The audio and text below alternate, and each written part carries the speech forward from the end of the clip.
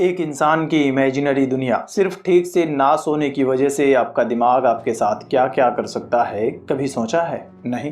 Okay, Amazon prime video पर एक Tamil film आई है, वसंता मुलाई, या फिर तेलुगु में बोले तो वसंता कोकिला। तो आखिर क्या है इस फिल्म की कहानी, बात करते हैं आगे। लेकिन उसके पहले आप कौन सी फिल्म की एक्सप्लेनेशन वीडियोस को देखना चाहते हैं, कमेंट में मुझे जरूर बताना। तो शुरू करते हैं। आईटी सेक्टर में काम करने वाला रुद्रा 5 महीने पहले उसके बॉस ने उसे रेड क्रॉक नाम का एक ऐप बनाने के लिए एक चैलेंजिंग प्रोजेक्ट दिया था। अगर रुद्रा इस प्रोजेक्ट को डेडलाइन से पहले कंप्लीट कर लेता है तो रुद्रा का प्रमोशन हो जाएगा, सैलरी बढ़ जाएगी। रुद्रा को ये अपनी लाइफ की सबसे बेस्ट अपॉर्चुनिटी दिखाई देती है। प्रोजेक्ट को अपने अंडर में लेकर as a project manager Rudra उस पर दिन रात काम करना शुरू कर देता है। खाना पीना, सोना, हंसना, घूमना, पार्टी करना, सब कुछ भूल कर रुद्रा अपने काम पर लग जाता है। अपनी वाइफ निशा को भी टाइम नहीं देता और फाइनली 5 महीने में प्रोजेक्ट कंप्लीट करके अपने बॉस को हैंड ओवर कर देता है। लेकिन इन 5 महीनों में रुद्रा ठीक से सोया नहीं था और आज 5 महीने बाद रुद्रा अपनी वाइफ निशा के साथ फिल्म देखने जाने वाला है। रुद्रा भी ऑफिस से थिएटर के लिए निकल जाता है। निशा थिएटर पहले ही पहुंच चुकी है। रास्ते में रुद्रा का बॉस कॉल करके उसे बताता है कि रेड क्रॉक ऐप में लॉन्चिंग से पहले एक एरर आ गया है। यह सुनकर रुद्रा परेशान तो हो जाता है, लेकिन अपने फ्रेंड ऋषि को एरर फिक्स करने के लिए भेजकर खुद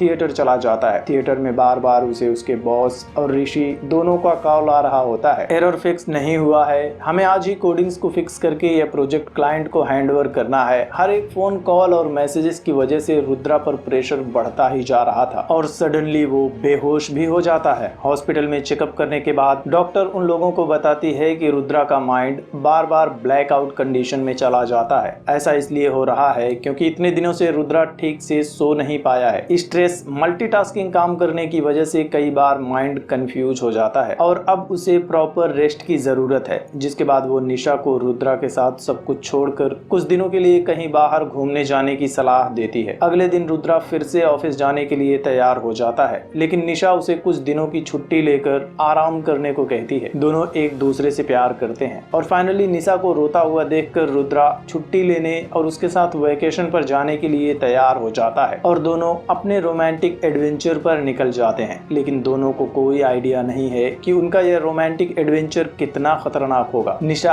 अस्थमा की पेशेंट है। आगे रास्ते में एक मेडिकल शॉप पर रुककर रुद्रा उसके लिए इनहेलर लेता है। जिसके बाद निशा ड्राइव करना शुरू कर देती है। वो जंगल और पहाड़ी के रास्ते से जा रहे होते हैं, तभी रास्ते में उनकी कार का एक हिरन के साथ एक्सीडेंट हो जाता है। निशा बुरी तरह से डर जाती है। कुछ दूर आगे जाकर जंगल में ही उन्हें एक होटल दिखाई देता है। तेज बारिश हो रही होती है। निशा डरी हुई थी, इसलिए दोनों रात उस होटल में रुकने का फैसला करते हैं। इस होटल का नाम है वसंता कोकिला। दोनों होटल पहुंचकर अपने लिए एक रूम बुक करते हैं। रुद्रा रजिस्टर में अपने नाम की एंट्री करता है। होटल में स्टाफ की जगह पर बस एक बूढ़ा आदमी और उसकी पत्नी, 2 ही लोग थे। रुद्रा और निशा दोनों अपने रूम में जाते हैं और रूम में जाते ही दोनों रोमांटिक हो जाते हैं। बाहर तेज बारिश हो रही होती है, तभी उनके कमरे की खिड़की अचानक से खुल जाती है। दोनों रोमांस के बीच में ही डिस्टर्ब हो जाते हैं। रुद्रा उठकर खिड़की का दरवाजा बंद करता है, लेकिन तभी उसे खिड़की से एक खरोच आ जाती है। जिसके बाद रुद्रा फ्रेश होने के लिए वॉशरूम में जाता है। तभी उसे बाहर से निशा के हांफने की आवाजें आने लगती है। रुद्रा बाहर आकर देखता है कि निशा को अस्थमा का अटैक आया हुआ था। रुद्रा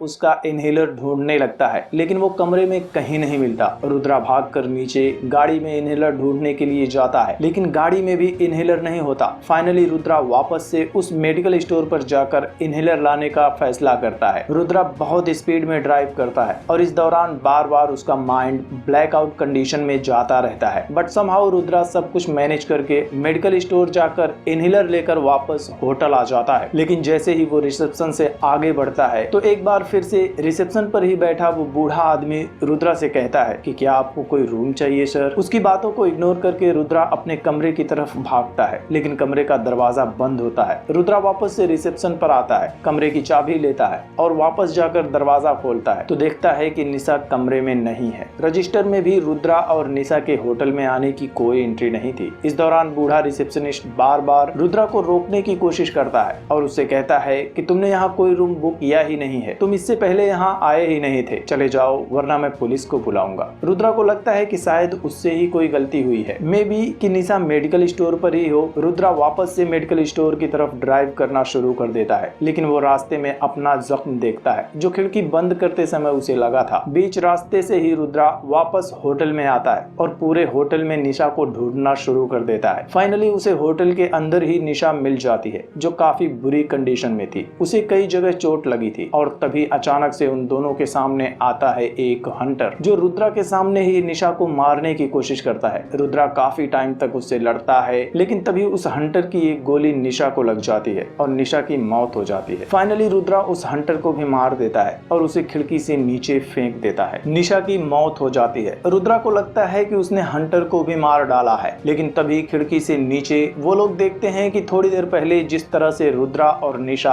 होटल में आए थे वो दोनों फिर से उसी कंडीशन में वापस आ रहे हैं। यह देखकर रुद्रा उस बूढ़े आदमी को रिसेप्शन पर भेजकर कहता है कि तुम रिसेप्शन पर जाओ और उनके साथ भी वैसा ही बर्ताव करो जैसा कि तुमने मेरे होटल में आने पर किया था, और उस बूढ़ी औरत को होटल में खून साफ करने के लिए कहता है और खुद निशा की लाश को होटल के स्टोरेज रूम में छिपा देता है। बूढ़ा आदमी रिसेप्शन पर जाकर पिछली बार की तरह ही सेकंड रुद्रा और सेकंड निशा को भी कमरे तक लेकर आता है और वो दोनों भी कमरे के अंदर पहुंचते ही रोमांटिक हो जाते हैं। इधर दूसरी तरफ फर्स्ट रुद्रा पाइप से चढ़कर उनके कमरे की खिड़की तक पहुंचता है और देख लेता है कि सेकंड निशा ने आते ही अपना पर्स बेड पर फेंक दिया था और इनहेलर पर्स से गिरकर बेड के नीचे चला जाता है, जिसके बाद फर्स्ट रुद्रा खिड़की से नीचे गिर जाता है। थोड़ी देर बाद रुद्रा देखता है कि उसकी गाड़ी होटल के बगल से बह रही नदी में गिर चुकी है और थोड़ी देर बाद सेकंड रुद्रा भी इनहेलर लेने के लिए निकल जाता है। उसके जाते ही फर्स्ट रुद्रा सेकंड निशा के पास जाता है, उसे इनहेलर देता है और कहता है कि अब हम इस होटल में सेफ नहीं है, इसलिए हम दोनों को अब यहाँ से जाना होगा। तभी एक बार फिर से हंटर उन दोनों के सामने आता है और फिर से सेकंड निशा को मारने की कोशिश करता है। फर्स्ट रुद्रा उस हंटर के साथ जबरदस्त फाइट करता है और उसे हरा देता है, जिसके बाद फर्स्ट रुद्रा